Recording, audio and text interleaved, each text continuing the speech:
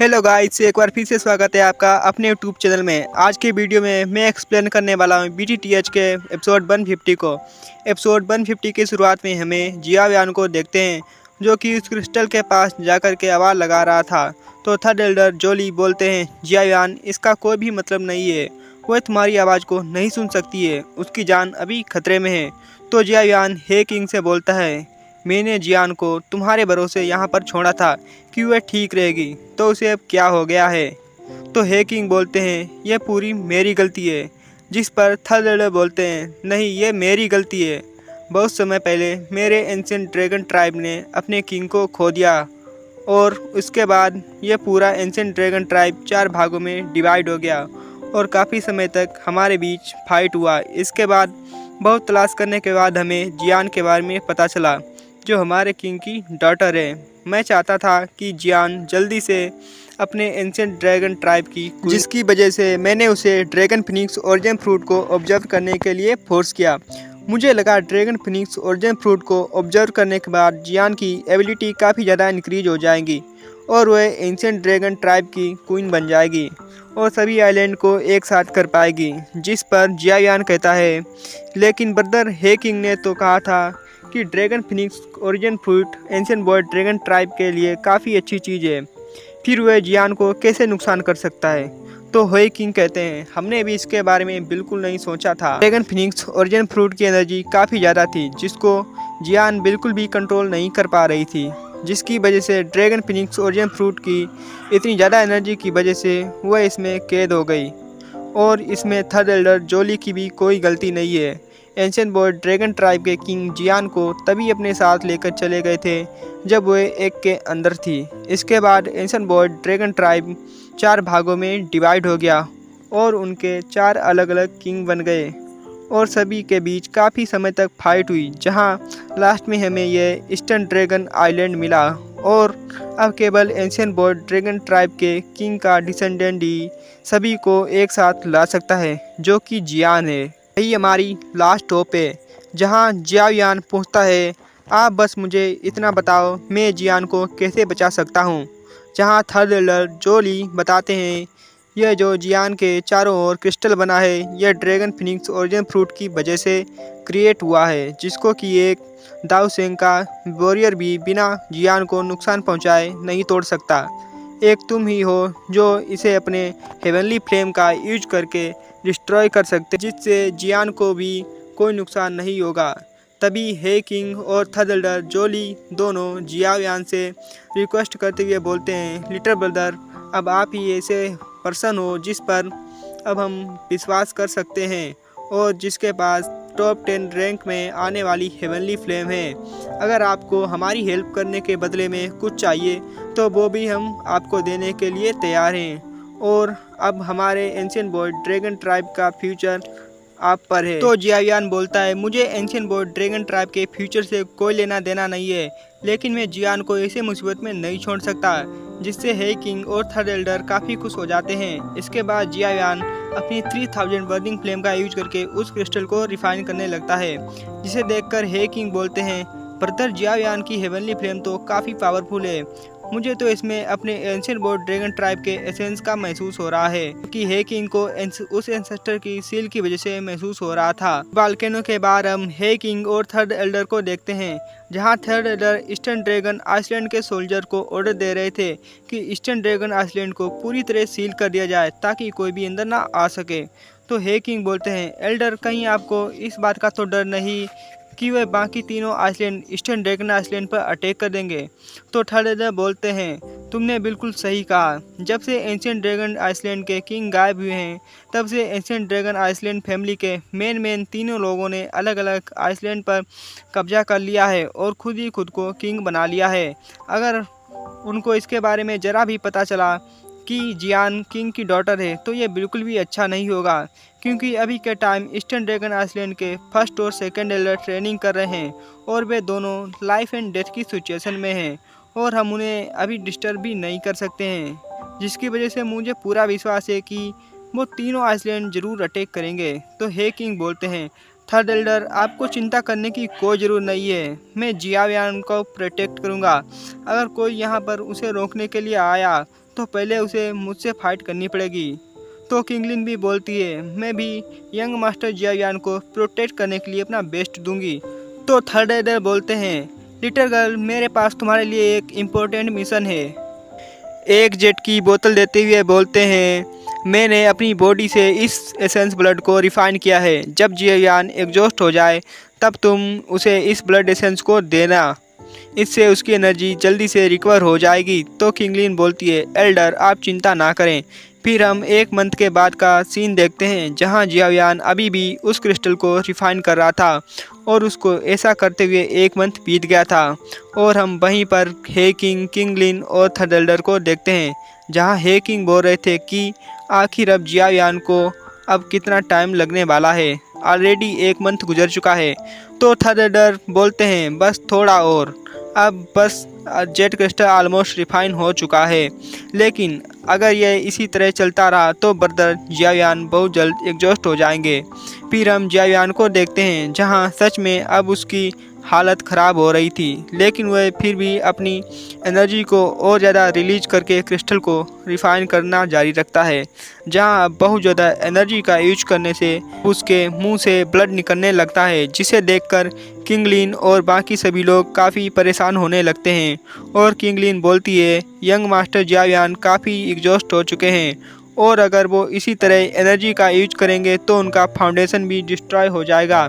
ऐसा बोलते हुए जियावियान की तरफ जाने लगती है, जिसे हैकिंग रोक लेते हैं और बोलते हैं, तुम ब्रदर जियावियान की फ्लेम के टेम्परेचर के सामने नहीं जा सकती, इससे तुम उल्टा इंजर्ड हो जाओगी। और वैसे ही भी ब्रदर जियावियान जानबूझकर अपनी लाइफ फोर्स को बर्न कर रहे हैं, ज़रूर उनके पास कोई रास्ता होगा। तभी हे किंग के पीछे एक एल्डर आ जाते हैं। तो हे किंग बोलते हैं, एल्डर कुई आप यहाँ पर कैसे? तो एल्डर कुई बोलते हैं, अगर मैं आज यहाँ पर ना होता तो ये लड़का आज यहीं पर मर जाएगा। और फिर वह थोड़ा आगे जाकर अपनी बॉडी से ड्रैगन स्केल को निकाल लेते हैं और बोलते हैं, तुम सब साइड हो जाओ और मुझे इसकी हेल्प करने दो। जहां ड्रैगन स्क्वेल को अपनी बॉडी से निकालने पर उन्हें काफ़ी पेन हुआ था और एल्डर कुई को ऐसा करता देख थर्ड एल्डर और हे किंग हैरान हो जाते हैं और बोलते हैं, एल्डर ये आप क्या कर रहे हैं? ये तो बहुत बड़ा सेक्रीफाइस है। हर एक ड्रैगन के लिए ड्रैगन स्केल बहुत ही ज़्यादा इम्पोर्टेंट होता है। जिस पर वह एल्डर हंसते हुए बोलता है, एंशिएंट बॉय ड्रैगन ट्राइब के किंग के लिए वह सेक्रीफाइस कुछ भी नहीं है। और फिर वह ड्रैगन स्केल को जियावियान की तरफ थ्रो कर जैसे ही ड्रैगन स्केल जियावियान के बॉडी में एंटर करता है तो जियावियान की हेवनली फ्लेम की पावर काफ़ी ज़्यादा बढ़ जाती है और वह क्रिस्टल और भी जल्दी से मेल्ट होने लगता है। जहां जियावियान भी ड्रैगन स्केल की पावर को देखकर शॉक हो गया और बोलता है, अब तो मैं जियान को इस क्रिस्टल से भी और भी जल्दी से बाहर निकाल लूँगा। दूसरी तरफ एल्डर कुई ज़मीन पर गिर जाते हैं, जिससे हे किंग उनके पास आ जाते हैं और उन्हें उठाते हुए बोलते हैं, एल्डर क्या आप ठीक हैं? तो एल्डर बोलते हैं, हाँ मैं ठीक हूँ। तब एल्डर कुई बोलते हैं, जियावियान तुम्हारी हेवनली फ्लेम की पावर थोड़ी देर के लिए बढ़ी है, इसलिए तुम्हें जल्दी करना पड़ेगा। तो जियावियान कहता है, एल्डर आप चिंता ना करें और अपनी फ्लेम की पावर को और ज़्यादा बढ़ा देता है और जियान से बोलता है, देखो तुम्हें बचाने के लिए सभी लोग कितना ज़्यादा मेहनत कर रहे हैं, तुम्हें जल्दी से इस क्रिस्टल से बाहर निकलना होगा। और तभी हम देखते हैं वहाँ जियावियान के पास काफ़ी पावरफुल लाइटिंग होती है, जिसको हे किंग काफ़ी आसानी से डिस्ट्रॉय कर देते हैं और बोलते हैं, कौन है यहाँ पर जो छुपकर अटैक करने की कोशिश कर रहा है। और तभी हम वहाँ पर देखते हैं बेस्ट ड्रैगन आइसलैंड से जियाओ आ चुका था और उसके साथ बहुत सारे ड्रैगन भी मौजूद थे। तभी जियाओ बोलता है, मुझे बेस्ट ड्रैगन आइलैंड के किंग ने यहाँ पर एंशिएंट बॉय ड्रैगन ट्राइब के किंग के डिसेंडेंट को बेस्ट ड्रैगन आइसलैंड पर इनवाइट करने के लिए भेजा है।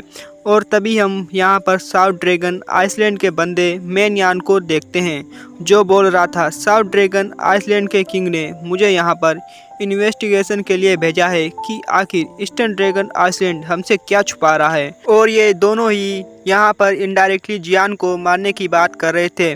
जहाँ उन दोनों को यहाँ पर देखकर हे किंग काफ़ी परेशान हो जाते हैं और बोलते हैं, ये लोग यहाँ पर काफ़ी ज़्यादा क्रिटिकल मोमेंट पर आए हैं, थर्ड एल्डर जोली और फर्स्ट एल्डर कुई एक साथ दोनों पर अटैक करते हुए बोलते हैं, हे किंग, तुम जियावियान को प्रोटेक्ट करो, इन सभी को हम दोनों देख लेंगे। और फिर वह दोनों एल्डर अपनी एनर्जी को रिलीज करते हुए बोलते हैं, ईस्टर्न ड्रैगन आइसलैंड केवल किंग के ऑर्डर को मानता है। और क्या तुमको सबको पता नहीं, ड्रैगन किंग को ऑफेंड करने का मतलब तुमको क्लैन से बाहर निकाल दिया जाएगा।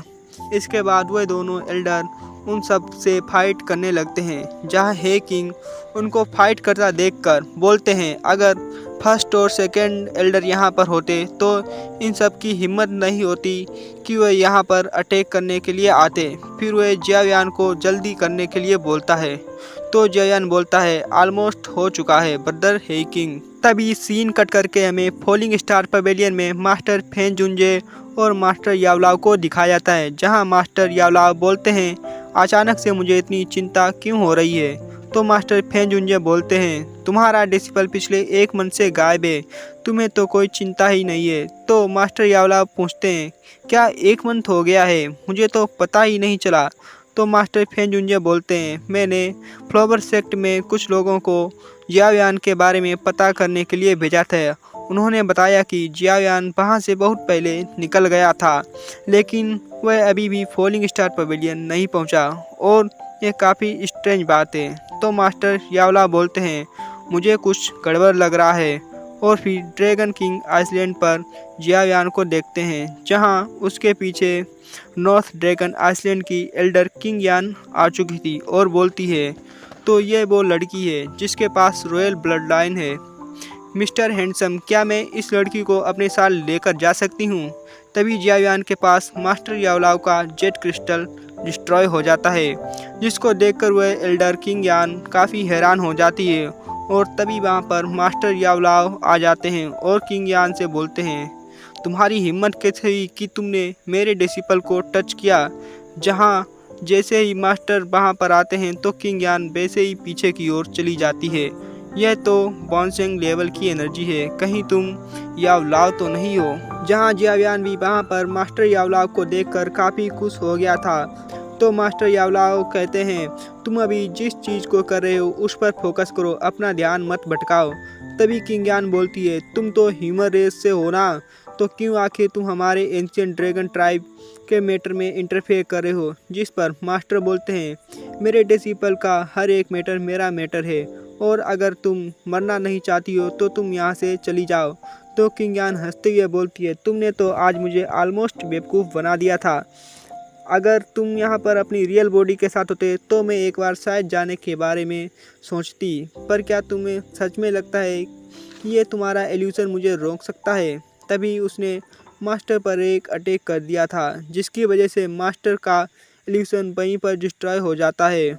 जहाँ वह मास्टर का एल्यूशन डिस्ट्रॉय होते हुए जियावियान से बोलता है, बस तुम थोड़ी देर रुको, मैं तुम्हारे पास आ रहा हूँ। इससे पहले किंग यान जियावियान पर अटैक करती, हे किंग ने अपनी काफ़ी खतरनाक अटैक को उसके ऊपर कर दिया था, जिसको किंग यान बस एक अटैक करके हे किंग के अटैक को काफ़ी आसानी से डिस्ट्रॉय कर देती है, जिससे हे किंग काफ़ी इंजर्ड हो चुके थे और वह किंग यान के सामने नहीं टिक पाते। तभी किंग लिन ने किंग यान पर एंशिएंट हेवन शार्पेन से अटैक कर दिया था, जहां एंशिएंट हेवन शार्पेन को देखकर किंग यान थोड़ा हैरान हो जाती है और बोलती है, एंशिएंट हेवन शार्पेन, इसे तो मेरे एंशिएंट ड्रैगन ट्राइब ने बहुत समय पहले भी हरा दिया था, और तुम इसकी हेल्प से मुझे हराना चाहती हो। ऐसा बोलते हुए उसने किंगलिन पर अटैक कर दिया था, जिसके सामने किंगलिन का अटैक किसी काम का नहीं रह जाता है और वह तुरंत ही डिस्ट्रॉय हो जाता है, जिसकी वजह से किंगलिन काफ़ी इंजर्ड हो चुकी थी और उसकी हालत काफ़ी ज़्यादा ख़राब हो चुकी थी, जहां उसके मुंह से ब्लड भी निकल रहा था। फिर भी वह किंग यान को रोकना चाहती थी, लेकिन अभी उसके अंदर इतनी भी ताकत नहीं थी कि वह सही से खड़ी हो सके। किंग यान जियावियान की तरफ बढ़ती जा रही थी और उसको जियावियान की हेवनली फ्लेम से भी कोई नुकसान नहीं हो रहा था। जब जियावियान उसे अपनी ओर बढ़ते हुए देखता है तो वह बोलता है, ये बिल्कुल भी अच्छी बात नहीं है, मुझे थोड़ा टाइम और चाहिए, फिर जियान इससे बाहर निकल आएगी। और फिर जियावियान ने किंग यान को रोकने के लिए अपने डीमन पपेट को बाहर निकाल लिया था। लेकिन जब हे किंग जो किंग यान के सामने नहीं टिक पाए, जो कि दाव सेंग लेवल पर थे, तो डीमन पपेट तो उनके सामने कुछ भी नहीं है, जिसके बारे में जियावियान को भी अच्छी तरीके से पता था कि डीमन पपेट तो बस उसके लिए थोड़ा सा टाइम निकाल सकते हैं, जिसकी वजह से जियावियान ने अपने ब्लड का यूज करते हुए 3000 बर्निंग फ्लेम की पावर को काफ़ी ज़्यादा इंक्रीज कर दिया था। तो तभी किंग यान जियावियान के एकदम पास आ जाती है और हम देखते हैं कि उसने डीमन पपेट को बड़ी आसानी से हरा दिया। फिर वह जियावियान पर अटैक कर देती है और तभी वहाँ पर किसी की आवाज़ आती है, अगर तुमने उसका एक भी बाल टच किया तो मैं तुम्हारी जान ले लूँगी। जिसे देखकर किंग यान काफ़ी ज़्यादा डर चुकी थी और तभी वहाँ पर काफ़ी ज़्यादा एनर्जी निकलने लगती है, जिससे किंग यान उस एनर्जी के प्रेशर से जियावियान से काफ़ी दूर जाकर गिरती है और वो काफ़ी ज़्यादा इंजर्ड हो चुकी थी। और इसी के साथ ये एपिसोड ख़त्म हो जाता है। अब यहाँ तक आ ही गए तो वीडियो को लाइक करना और चैनल को सब्सक्राइब करना बिल्कुल ही ना भूलें। तब तक के लिए खाओ पियो मस्त रहो, नेक्स्ट पार्ट बहुत ही जल्दी अपलोड हो जाएगा चैनल पे।